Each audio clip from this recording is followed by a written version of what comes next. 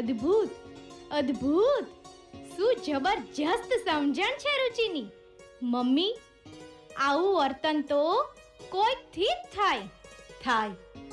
થાય બેટા. પ્રયત્ન કરીએ તો બધું જ થાય. બસ ગુરુનું જીવન, એમની રુચિ અને રાજીપો હંમેશા નજર સમક્ષ રાખવાના. બસ પછી ચમત્કાર એમ જ થાય કે કોણ જાણે આ કેમ થયું, આવ્યું અને ચિંતવ્યું સુખ, આવ્યું અને ચિંતવ્યું સુખ, ઠાડો અલૌકિક ઢળી ગયો, મળ્યા હરી મુખો મુખ, મળ્યા હરી મુખો મુખ, ભાગ્ય જાગ્યા રે આજ જાણવા. મમ્મી, દીદી, તમે નોટિસ કર્યું કે આપણા બધા જ ગુરુવર્યોની રુચિ એક જ છે? હા, યોગીજી મહારાજ કહેતા કે સંપ, સુહૃદય ભાવ, એકતા રાખ્યા વિના છૂટકો જ નથી. પ્રમુખ સ્વામી મહારાજ કહેતા કે બીજાના સુખમાં સુખ છે, બીજાના ભલામાં આપણું ભલું છે. હા, અને મહંત સ્વામી મહારાજ તો વારંવાર કહે છે કે સંપ રાખશો તો અહીં જ અક્ષરધામ છે. એમનો તો આ હૃદયગત અભિપ્રાય પણ એ જ હોય ને. જે એમના અભિપ્રાયમાં ભળ્યા તે ખરેખરા સુખિયા થઈ ગયા. સાચું. પણ એના માટે એક વસ્તુ એ પણ છે કે આપણે આપણા સ્વભાવ ટાળવા પડે, અને એ પણ જો મોટા પુરુષની દ્રષ્ટિ આપણા પર પડે તો સ્વભાવ ટળે. મમ્મી, એ કેવી રીતે? તને એક પ્રસંગ કહું કે આપણા સ્વભાવ ટાળવાનો મોટા પુરુષને કેટલો ખટકો છે. લે સાંભળ.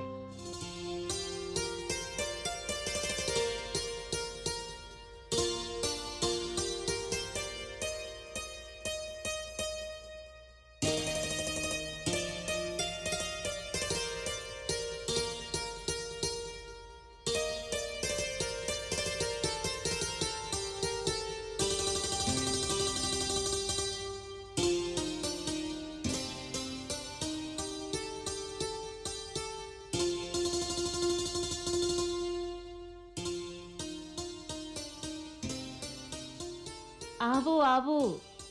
જય સ્વામિનારાયણ, જય સ્વામિનારાયણ. જય સ્વામિનારાયણ. ભાનુબેન, તમને સારો લાભ મળી ગયો સ્વામીની હાજરીમાં પારાયણનો. હા, બસ જોવો બાપાની દયા છે. આવો બેસો. બસ જો આ પારાયણ શરૂ થવાની તૈયારી જ છે. વહુઓ ક્યાં ગઈ બંને? આ જો બેઠા બે, કોમલ અને સ્વાતિ. કેતન અને ચિંતન પારાયણ વિધિમાં બેઠા છે. આવો આવો. જય સ્વામિનારાયણ, જય સ્વામિનારાયણ. બેસો. અરે, આ ત્રીજું કોણ બેઠું છે પારાયણ વિધિમાં? ખબર નહીં, કોઈ સંબંધી હશે ભાનુબેનના. ના ના, આ તો પ્રકાશ છે, ભાનુબેનનો મોટો દીકરો. ભાનુબેનને ત્રીજો દીકરો પણ છે? હા, સૌથી મોટો પ્રકાશ, અને આ કેતન અને ચિંતન બંને એનાથી નાના ભાઈઓ. ક્યારેય જોયો નથી આ દીકરાને, એટલે પૂછ્યું. હા, એને ભાનુબેન સાથે કાંઈક અણબનાવ થયેલ. બહુ વર્ષ થયા, ત્યારથી એ એમના કુટુંબ સાથે અલગ રહે છે. ઓહ, તો ભાનુબેનને એમની સાથે કઈ વ્યવહાર જ નથી? ના, નથી. થયું હશે કંઈક, એમના ઘરની વાત છે. પણ સાચું કહું તો નાનાએ જ નમતું જોખવું પડે. એમના પિતા પ્રવીણભાઈને ધામમાં ગયે પણ ઘણા વર્ષો થયા, એટલે ભાનુબેનને દુઃખ તો થાય જ ને. પણ હશે જેવી બાપાની ઈચ્છા. આ જોવો, આ વિદ્યા છે, પ્રકાશની વાઈફ, ભાનુબેનની મોટી વહુ. બધી વહુઓ તો ક્યારેક ક્યારેક મળે પણ છે, પણ માં દીકરાને જ કંઈક અણબનાવ થયો છે. થઈ ગઈ વિધિ ચાલુ. હું જરા બહાર બધાને આવકારતી હતી ને વ્યવસ્થા જોવા ગઈ હતી. હા, થઈ ગઈ છે ચાલુ. આવો, બેસો. મમ્મી, અહીં આગળ આવી જાઓ. અરે, આ કેતન અને ચિંતન સાથે કોણ બેઠું છે વિધિમાં? બા, એ તો પ્રકાશ કાકા છે. કોણ? પ્રકાશ? એને ક્યાં કોઈએ આમંત્રણ આપ્યું હતું? પ્રકાશને પારાયણ વિધિમાં કોણે બેસવાનું કીધું? અરે મમ્મી, શાંતિ રાખો. ચિંતનભાઈનો પ્રાપ્તિ પર ફોન આવ્યો હતો. પ્રાપ્તિ, તું જ વાત કરને બધી બાને. બા, પ્રકાશ કાકાને સંતોએ બોલાવ્યા છે. સ્વામી બાપાએ કાકાને આજ્ઞા કરીને પારાયણ વિધિમાં બેસવા જણાવ્યું છે. શું? બાપાએ? હા બા, અને બાપાએ પપ્પા સાથે તમારા માટે પણ એક આજ્ઞા મોકલી છે. હે? મારા માટે આજ્ઞા? શું આજ્ઞા? બાપાએ કહ્યું છે કે તમે પારાયણ તો કરાવો જ છો, જેમાં બીજું બધું જ મૂકો છો, તો એની સાથે આ હટ પણ મૂકી દો ને. હા મમ્મી, પ્રકાશભાઈ અને ભાભી માટે તમારા મનમાં જે કડવાશ છે એ તમે મૂકી દો, એવી બાપાની આજ્ઞા છે. એમ? બાપાએ મને આજ્ઞા કરી છે? પણ હું એ દિવસ કઈ રીતે ભૂલી શકું બેટા? મારું એ અપમાન. બા, એ બધું ભૂલી જવાનું હવે. હા બેટા, હા, તું સાચું કહે છે. ભૂલી જ જવાનું હોય ને. બાપા આજ્ઞા કરે એટલે કંઈ જ વિચારવાનું જ ન હોય. આજથી બધું ભૂલી જઈશ હું. હું મારા દીકરા વહુને બોલાવીશ, મારા પ્રકાશને બોલાવીશ. મમ્મી, જુઓ, આ વિદ્યા ભાભી પણ આવ્યા છે.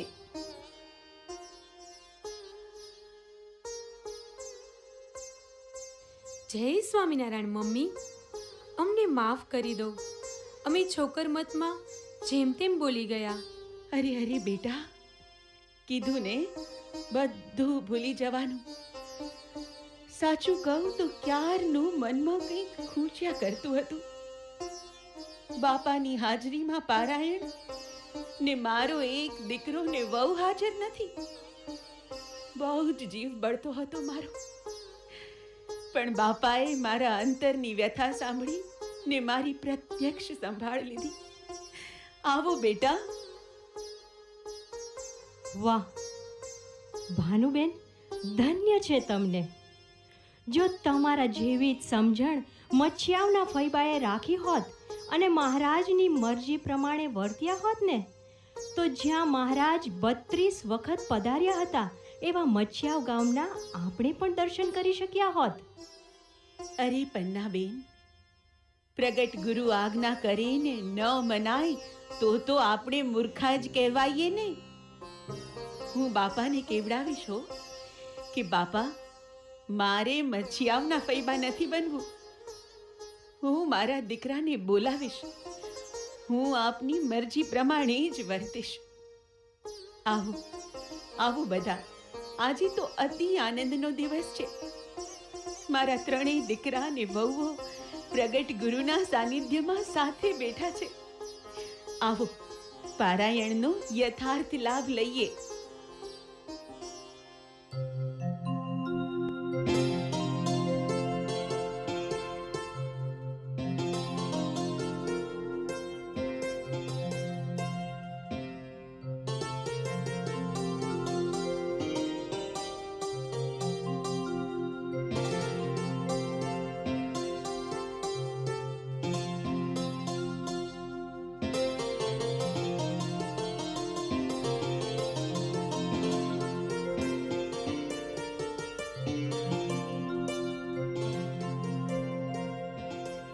વાહ મમ્મી, ભાનુબા ગુરુની અનુવૃત્તિ પ્રમાણે સંપમાં વર્ત્યા એટલે તેઓ શ્રેષ્ઠ કહેવાય ને?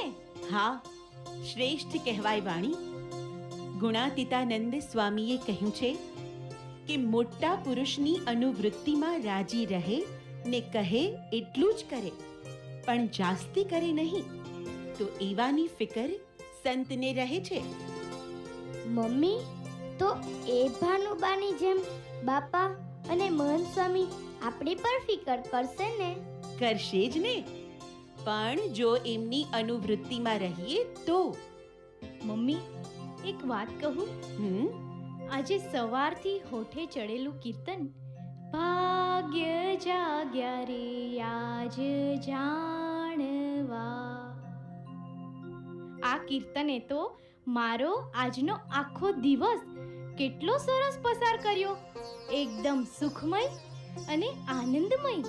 હા, પણ બેટા, એટલામાં પૂરું નથી થઈ જતું.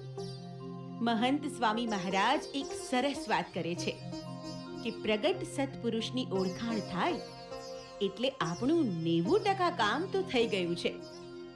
હવે બાકીનું 10% કામ તો આપણે જાતે જ કરવાનું છે.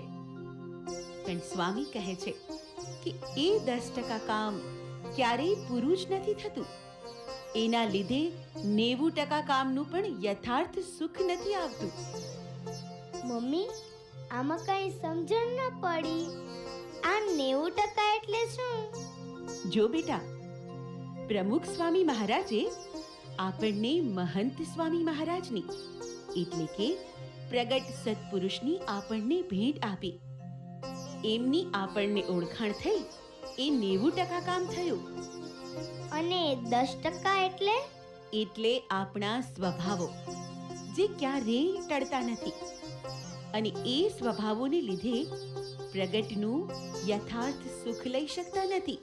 તો એ સુખ લેવા માટે આપણે આપણા સ્વભાવો સાથે ફાઇટિંગ કરવી પડે ને? એક્ઝેક્ટલી સુક્તિ, તો જ સ્વામીનો રાજીપો મળે. તો આજના દિવસનો સાર શું સમજવાનો સુક્તિ? ગુરુની આજ્ઞા, ગુરુની અનુવૃત્તિ, એમની રુચિ, સંપ, સુહૃદ ભાવ, એકતા, હરિભક્તોમાં દિવ્ય ભાવ, અને પ્રગટ સત્પુરુષ મોક્ષનું દ્વાર. આટલું સમજીએ એટલે આપણું તો કલ્યાણ પાક્કું. એકદમ બરાબર મારી દીકરીઓ. આજ અમૃતની હેલી થઈ, રહી નહીં કોઈ ખોટ, રહી નહીં કોઈ ખોટ. એક કલ્યાણનું ક્યાં રહ્યું, થયા કોટી કલ્યાણ, થયા કોટી કલ્યાણ. હા, ભાગ્ય જાગ્યા રે આજ જાણવા, ભાગ્ય જાગ્યા રે આજ જાણવા.